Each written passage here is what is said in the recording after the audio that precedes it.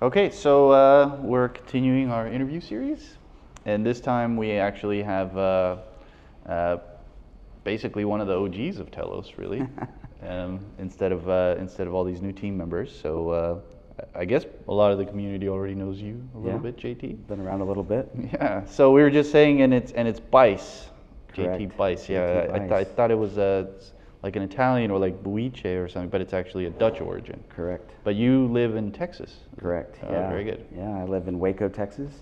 I've been there for quite a while now. Lived around while growing up, all over the country, the United States. But yeah, my home is Waco. I'm fifth generation Wacoan. So oh, wonderful. All of my family is there.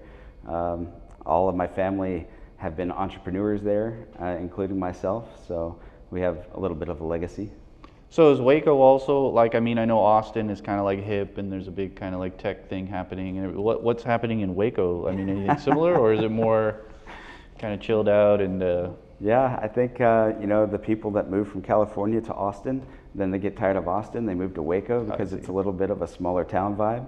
We only have about 250,000 people, but it is a lot of fun, especially, I don't know if you watch or used to watch HGTV, Fixer Upper. Oh, yeah. Chip and Joanna Gaines. That's right. I have friends of mine that became very successful and really put Waco on the map for something good. Yeah, very good. And I guess there's also a lot of Bitcoin miners in Texas now. There mining are. with solar, and you're also kind of like, I guess, in the hardware game a little bit. And I was just wondering, maybe you could talk a little bit about kind of like your history with Telos. Sure. Maybe some of your views on. I'd be very curious to hear your views on Bitcoin, by the way, which is kind of a random tangent, but I'd be very, very curious. Yeah. But yeah, would love to hear more about kind of your background and. Sure. Yeah. So I got involved in Telos in the very early days. I got pulled in after the EOS launch. We got together with another team of individuals and decided that we would do things a little bit differently. And took about 6 months to do that development, and maybe 130 people that were involved, and Wow. 30 of those were really core. No ICO, no VC backing. It was all 100% grassroots, and we were working for tokens. We had a time tracking app, and we tracked our time as we worked on different projects. There was a list of needs, and people just volunteered to knock them out. So I was one of those. I was on the very first team of 5 individuals that actually launched the network. Wow. So that was very exciting. It was 2 days. I was hoping that it would happen on my birthday, but it ended up being 2 days after my birthday. So it's December 12, 2018. Wow. And been around ever since. So maybe just before I get to the network launch, because I'd be very curious.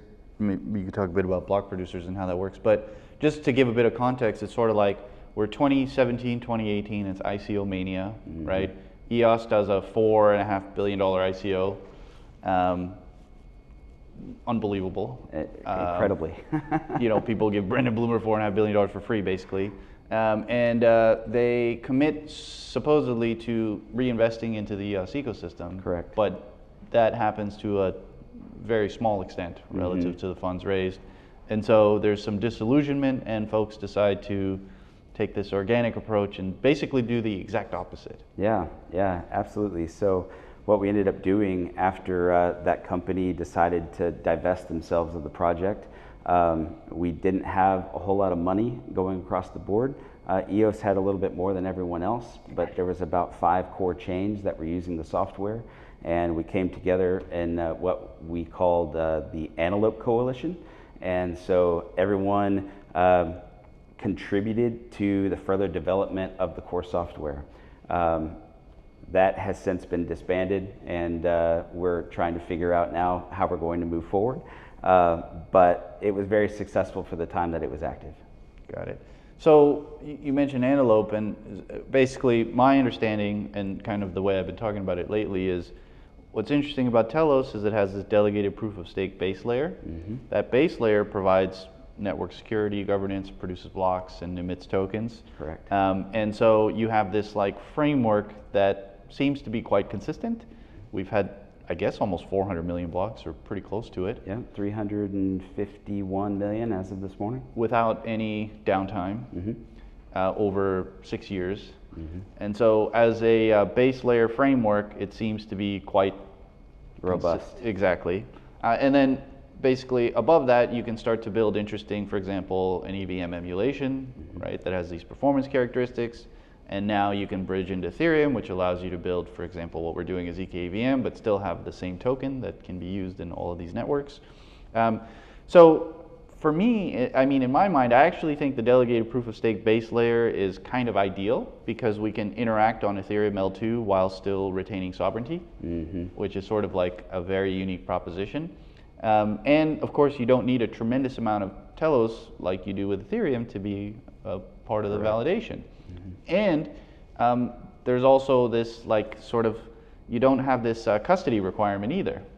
And so, yeah, maybe you can kind of riff on some of these topics, and I'd love to hear your take on delegated proof of stake, and maybe you could also talk about the Antelope VM and its performance, etc. Yeah, so Antelope is a WASM-based network. It is extremely fast for that reason. In fact, you stated that the EVM is literally a WASM smart contract. Yes. Which we get to adopt a lot of that fastness, a lot of the speed.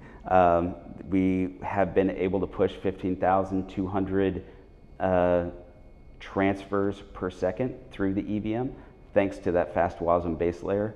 But as far as DPOS goes, you know, it has some quirks. I like it.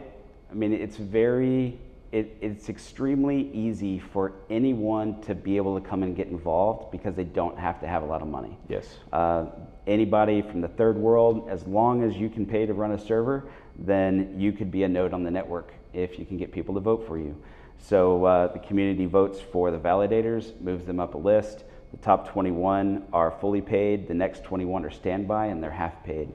But one of the things that is a little bit encouraging, as we've talked to people here at ECC this week, is one of the questions we get asked is, okay, you guys are doing hardware acceleration. How are you going to convince people to buy the hardware? Well, I mean, yeah, they are going to get paid for running the hardware, but another benefit of being DPOS is that people in that top 21 space, they want to stay there and continue to get paid, so they actually have incentive to go invest in the hardware and run it for the chain and have more people vote for them. Yeah. So you're talking about the block producers here, and maybe for new folks to the Telos community, can you kind of drill down a bit on exactly what a block producer is? Sure. And some of the hardware requirements and how that feeds into producing blocks and ultimately a stable network. Yeah, absolutely. So when you become a block producer, you register as one. There's a registration action that you participate in, put it on chain. You then start basically a 24/7 campaign. You are always campaigning for your position. We have some light requirements. You know, you have to have a website. You have to provide proof of ownership. Make sure that people aren't double dipping. We've had issues with that in the past, where people pretended to be or have dual identities and run dual servers so that they could get double paid. So we have some rules to prevent that. People come on and register on our testnet. They have to be there for 7 days and introduce themselves to the community before they're allowed to register on mainnet. And the way that we can control that is we actually developed our own kick action in the system contract so that the other BPs can get together, and we have a 2/3 + 1 consensus. And if 2/3 + 1 of the top 21 BPs, which is 15, agree to kick a person out, then we can do that. The server requirements aren't really that heavy. My BP infrastructure, for instance, is probably running on a 5-year-old server. It's all single threaded, so faster core speed is a lot more important than having a lot of cores.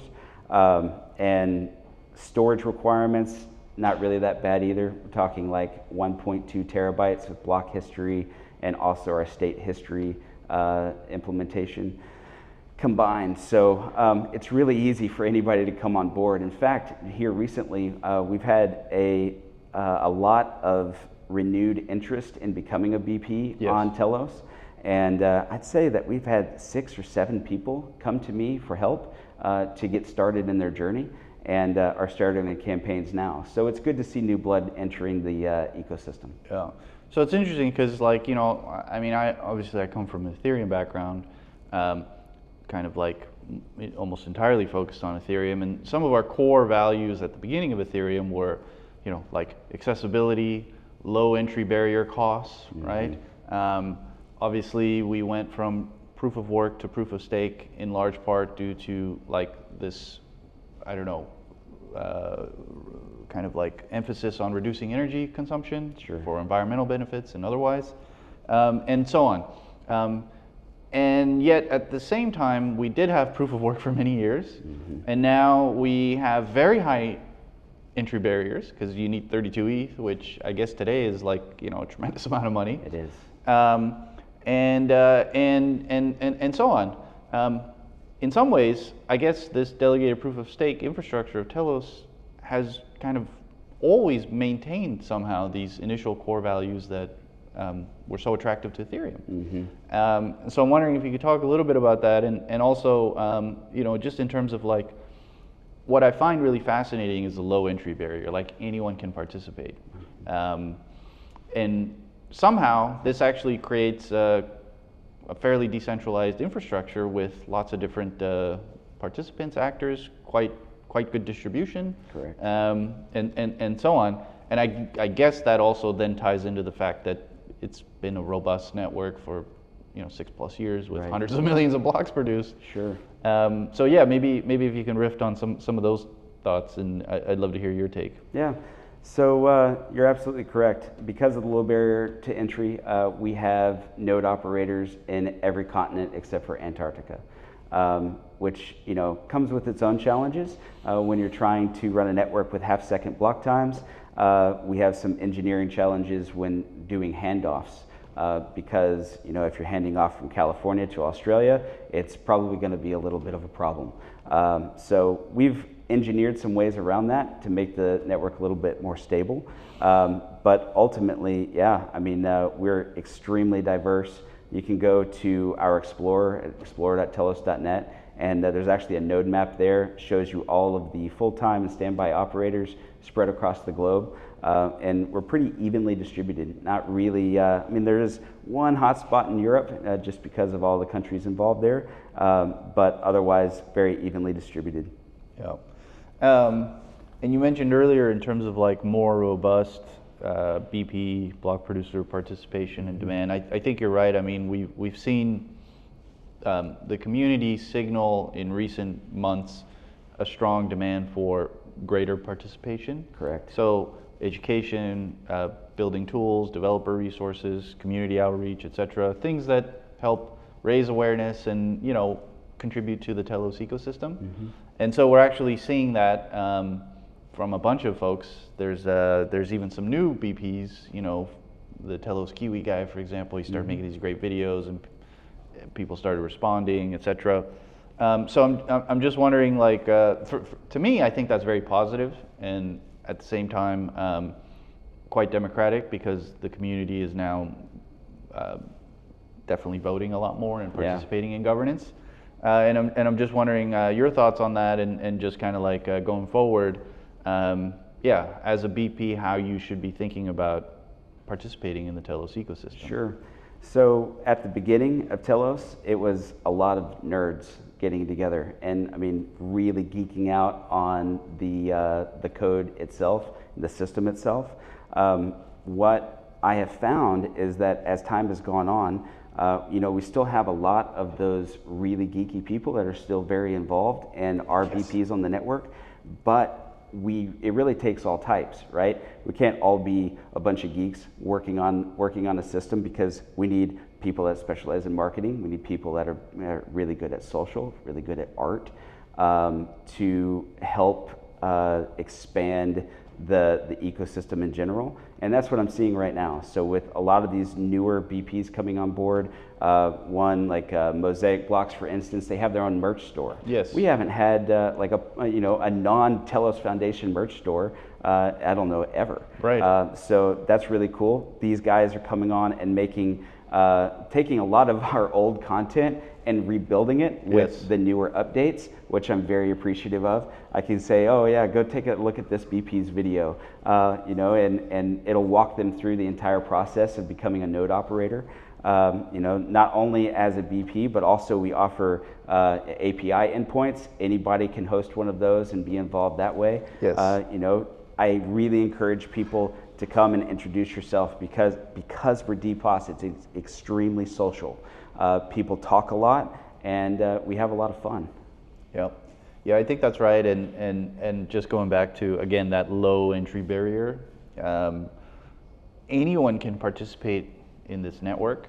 There are some hardware requirements and some maintenance requirements. I don't think they're terribly onerous, but really it comes down to like robust governance where community members participate and decide who gets to secure the network. Correct. And you know, I think it's like, it's actually, in my opinion, delegated proof of stake is underrated and underappreciated actually. And so, yeah, I guess from my perspective, and I'd love to hear your take on it, I feel like we would really welcome many more newcomers to the ecosystem, including those who might be considering being a BP. Yeah. And I guess the message would be that the entry barriers are not terribly high. Mm-hmm. There's a bit of work to do, but the main thing is you have to prioritize the community. Correct. And as long as you do that, then you've got as good of a shot as anyone else. Absolutely. And somehow, you know, if we continue along this path, we end up with like a robust, secure, decentralized network that's quite stable at the base layer. Yeah. So we have a lot of BPs that offer other services as well, besides just being a chain validator. So we have a couple of different indexers that they can run. We have oracles that they can run, and they can advertise those things as part of their service offering. Yes. And that gets them more popularity, likely to get more votes. You know, we've talked a lot in the past, going back and forth, say, well, if we offer more services, should they be paid more?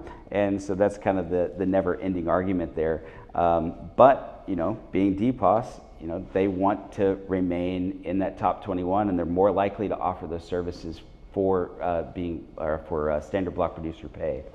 But as far as the DPOS being overlooked, I kind of agree with you there. You know, having been in it now for 6 years and seeing the quirks in addition to a lot of the advantages, I feel there's a few changes that we would like to make where it's a little bit more of a hybrid voting system, where it is a combination of community vote and self-stake. I think a lot of the things that we start to see is because of the low barrier of entry that people don't really take as much ownership, and they're maybe more in it for the money than they are in it for the community. And I think those are some of the BPs that may be struggling right now. Yeah. And with the new blood coming on and a lot of our new marketing initiatives and the growth of the network, I think that will probably resolve itself. Yeah. And that is, you know, through the miracle of DPOS. Yeah. Like, you can't buy your way in. Exactly.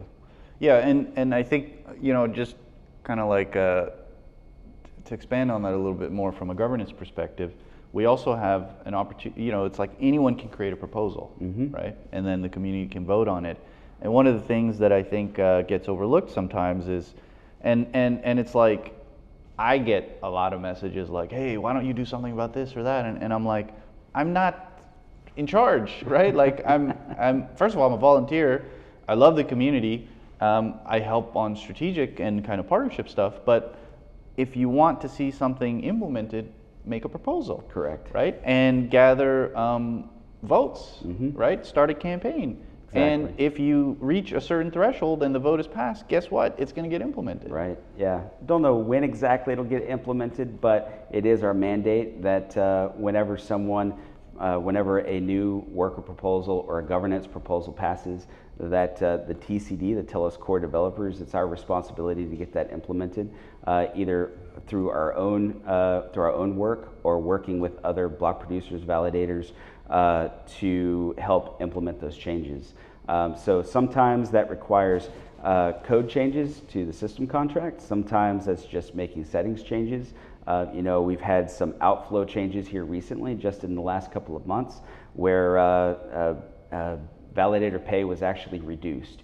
You know, we're trying to limit the amount of inflation, and the BPs, the community voted for it, and the BPs, you know, there were some that argued against it, but most were like, yeah, we agree, inflation's too high, and we're willing to take a pay reduction in order for Telos to be better. Yes. And so we came together as a community, we all agreed. The vote was substantially yes for the proposal, and here just, I believe, on the 2nd of July, we implemented a REX or staking reduction as well. Yeah. So yeah, I think you know, when we come together and we see that we need to do what's for the best for Telos and for the greater good, that people agree, and we're all in alignment there. Yeah. So maybe one last thing, you mentioned Rex. I'd love for you to kind of talk about Rex and describe, because that's one of the most common questions I get from newcomers, like what's this Rex thing, and how does this work, and what is the CPU, and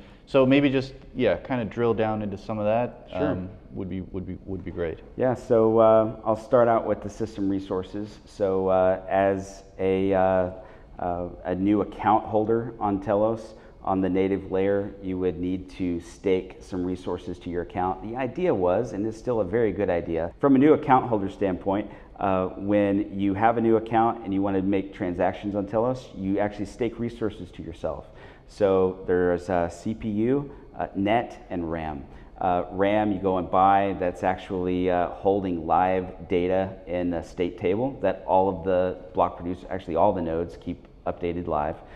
Then net and CPU is more for processing and how much bandwidth you use if your transactions are large. The great thing about Telos is that after you've deployed a contract and you have staked a bunch of resources towards your account that's running that contract, it can be used and then refreshes every 24 hours. And after you're finished with your project, you can actually sell those resources back to the network and get your money back. Another thing that you asked about Rex as well. So Rex was initially meant to be a resource exchange to continue that low barrier of entry idea for app developers.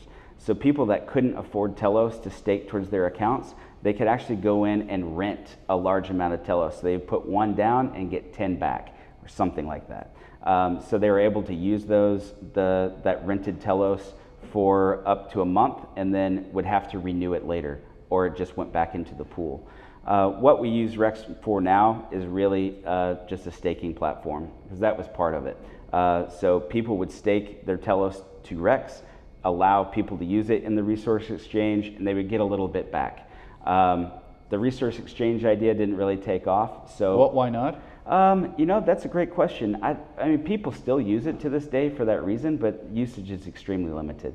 The people that have used it the most in the past have been spam contracts, creating spam transactions, or doing on-chain mining, and they would rent large amounts of Telos from Rex and then just cause massive amounts of transactions. Thankfully, since Telos is WASM-based and very performant, it didn't hurt the chain. It just caused our block data to bloat a little bit.